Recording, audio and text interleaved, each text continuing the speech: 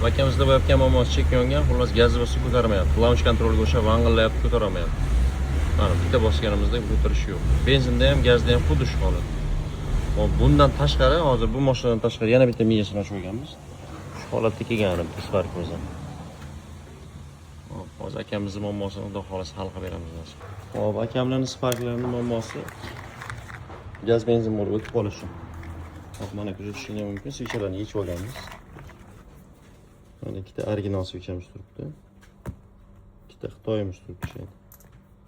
Mana shular Xitoy switchi bo'ladi. Bularning qarshiligini o'lchaydigan bo'lsak, primoy bo'ladi bular.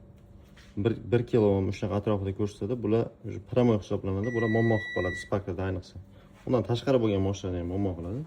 Ikkita Xitoy, ikkita original qo'yilgan ekan bunga. Shuni hisobiga hozir akamizniki vaqt o'tib уже muammo qilib qolgan, gaz bosib ko'tarmayotgan holatda. Ko'rdinglar, chek yonib bittalab qoladi.